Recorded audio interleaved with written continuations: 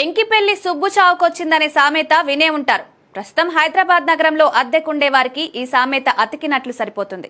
ఎందుకంటే సమ్మర్ వారికి కొత్త కష్టాన్ని తెచ్చిపెట్టింది. ఎక్కడైనా సరే అద్దెకుండే వారికి ఉండే కష్టాలు అన్ని ఇన్ని కావు. ఓనర్లు పెట్టే కండిషన్లకు టెనెంట్ల మతులు పోతుంటాయి. గోడకు మేకులు కొట్టకూడదు, చుట్టాలెక్కువగా రాకూడదు, 1వ తేదీనే అద్దివ్వాలి, రాత్రి 10 తర్వాత గేటుకు తాళం వేస్తామంటూ 1,00,000 కండిషన్లు పెడుతుంటారు. అయినా తప్పదు కాబట్టి చాలా మంది సామాన్యులు సర్దుకుపోతూ కాలం వెళ్లదీస్తుంటారు. అయితే సమ్మర్ రూపంలో అద్దెకుండే వారికి మరో కొత్త కష్టం వచ్చి పడింది. హైదరాబాద్ నగరంలో సమ్మర్లో నీటి కష్టాలు మొదలయ్యాయి. చాలా ప్రాంతాల్లో భూగర్భ జలాలు అడుగంటిపోయాయి. నెల క్రితం వరకు నీళ్లు బాగానే ఉన్నా ప్రస్తుతం బోరు బావులు అడుగట్టిపోతున్నాయి. దీంతో జీహెచ్ఎంసీ నీటిపైనే ఆధారపడాల్సిన పరిస్థితి. దీంతో ఇంటి ఓనర్లు అద్దెకు ఉండే వారికి కఠిన ఆదేశాలు జారీ చేస్తున్నారు. నీరు ఎక్కువగా వాడుకోవద్దని, చుట్టాలు రాకుండా చూసుకోవాలని, తాము మోటార్ ఆన్ చేసినప్పుడే వృధా కాకుండా సరిపడా నీటిని స్టోర్ చేసి పెట్టుకోవాలని హుకుం జారీ చేస్తున్నారు. ఇంకొందరు ఓనర్లైతే ఎక్కువ మంది కుటుంబ సభ్యులున్న ఫ్యామిలీలను ఇల్లు ఖాళీ చేయాలని చెప్తున్నారు. ఎక్కువ మంది ఉంటే ఎక్కువ నీరు వాడతారనే కారణంతో వారితో ఇల్లు ఖాళీ చేయిస్తున్నారు.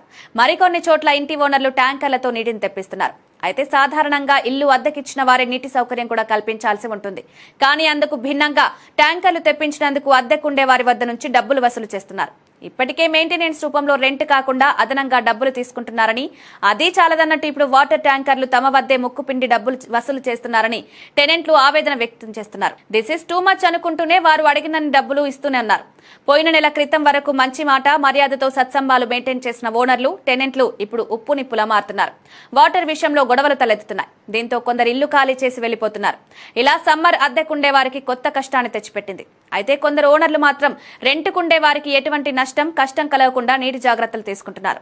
టెనెంట్ల వద్ద డబ్బులు అడగకుండా సొంత డబ్బులతో ట్యాంకర్లతో నీటిని తెప్పించి అవసరాలు తీరుస్తున్నారు. ప్రతి నీటి బొట్టు ప్రాణాధారమే కాబట్టి నీటిని పొదుపు చేయాల్సిన బాధ్యత అందరిపైన ఉంది. లీకేజీలు లేకుండా చూసుకోవడంతో పాటు కొలాయిలు కట్టి ఉంచాలి. అవసరం మేరకే నీరు వృధా కాకుండా వాడుకోవాలి. ఇంటి పరిసరాల్లో ఇంకుడు గుంతలు ఏర్పాటు చేసుకుంటే భూగర్భ జలాలు పెరిగి నీటి కష్టాలకు చెక్ పడే అవకాశం ఉంది.